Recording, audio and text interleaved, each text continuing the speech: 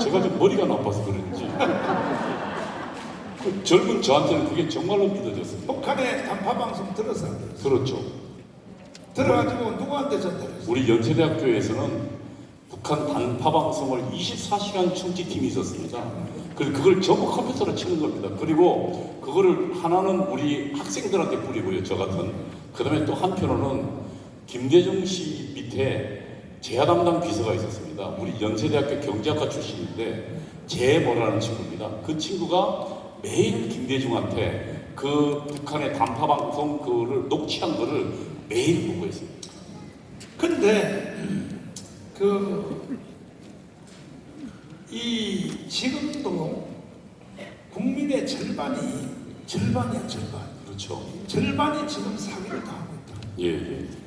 그 책임을 이동호가 져야 되는 거야. 그래서 매일 목사님한테 요거도 먹고 있잖아요. 빨갱이 새끼라고.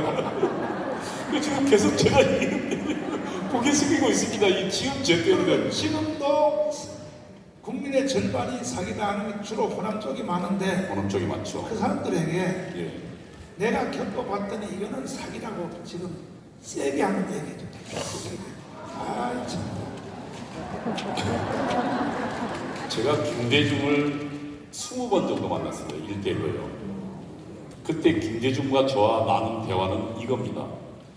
그 북한 단파방송 라디오가 한국민족민주전선이라고 대남혁명을 주도하는 그 북한 조직입니다. 통일전선부 조직의 그 산하에 있는 대한혁명 조직입니다. 그 혁명 조직이 뭘 하냐면은 어떤 시위를 해야 되고 시위 때 그거는 뭘 하고 뭘 해라는 걸 구체적으로 지령합니다. 그 지령한 내용을 우리가 청취해서 김대중과 저하고 마주 앉아서 김대중이 저보고 이렇게 합니다. 이동지, 한민전은 이렇게 지령했다. 우리가 그것을 성취하기 위해서는 수위를 조금만 낮춰보자. 하지 말자가 아니라 그러니까 그거를 북한 그대로 하지 말고 약간 변형해보자. 이렇게 저하고 이야기했습니다. 김대중은 저와 주사파이스는 저와 북한의 지령을 공동으로 공유하는 바로 간첩과 같은 사람이었습니다. 저는 과거에 그들의 역사가 옳은 줄 알았습니다. 제가 뉴라이트 이야기하죠. 저는 대한민국은 망한다고 배웠습니다. 대한민국은 한편으로 자본가들이 수탈하고 빼앗는다는 얘기입니다. 그리고 미제국주의가 수탈해서 노동을 하면 할수록 전부 다 가난으로 빠질 수밖에 없다고 배웠습니다. 근데 제가 학교를 졸업하고 나와서 제가 잠시 어디 취직할 때도 없게 해서 개봉동에서 학원했습니다. 그때 저희 학원에 왔던 부모가 있었습니다. 중학교 나온 사람입니다. 그 사람은 배운 거 없이 평생 노동 현장에 있었습니다. 기술자였습니다. 이 사람이 개봉동에 집을 가지고 있고 그리고 이 사람이 열심히 노력해서 자동차도 가지고 있고 자기 자녀를 대학을 보내려고 열심히 노력하는 모습을 봤습니다. 제가 그때 보니까요, 야 이거 내가 책에서 배운 거는 대한민국의 지금 근로자 노동자들은 망해가고 전부 거짓골이 돼야 되는데 나는 그렇게 배웠는데 실제로 내가 밖에서 본 두 사람들은 그게 아니었습니다. 그 사람들은 이 대한민국에 열심히 노력해서 정말로 중산층이 되어갖고 집 있고 자동차 있고 자기 자녀들 전부 대학 보내고 있었습니다. 제가 보니까 대한민국은 성공한 나라였습니다. 저는 사실은 제가 공산당의 거짓 선전과 선동에 속은 정말 모조리 같은 놈이었습니다. 그래서 제가 다시 보기 시작했습니다. 도대체 대한민국 역사가 뭐냐? 그리고 도대체 대한민국이 어떤 나라냐? 그리고 이승만 봤습니다. 저는요 정말 한 달 동안 이승만을 아무 짓도 안 하고 이승만 책을 한 30권 넘게 봤습니다. 그때 울었습니다. 하나님께서 이 없는 조선이라는 나라에 이승만이라는 선지자를 주셨고 또 기독교를 보내서 이 나라를 문명 개화부터 해가지고 오늘날 이 나라를 만들었구나. 반성할 수밖에 없었습니다. 여러분, 공산당의 선전은 전부 거짓말입니다. 새빨간 거짓말입니다. 저는 분명하게 말할 수 있습니다. 목숨 걸겠다고, 혁명을 위해서 나의 목숨을 살아시키겠다고 주장했었습니다. 그런데 전부 새빨간 거짓말입니다. 대한민국은 성공한 나라였습니다. 이승만은요, 대한민국 가장 위대한 대통령이었습니다. 박정희 대통령 또한 마찬가지였습니다. 자, 결정적인 말만. 마누라 이름이 누구야? 유범주입니다. 유범주? 예, 지금 청교도 신학원 교수죠. 근데 이게 왜 광화문 운동에 나왔고 왜 사랑제를 오게 됐는가? 또 돈 이야기 핑크는지 제가 유금주한테 정치한다고 하면 저는 3천만 원인 줄 알았는데 5천만 원 빌렸더라고요.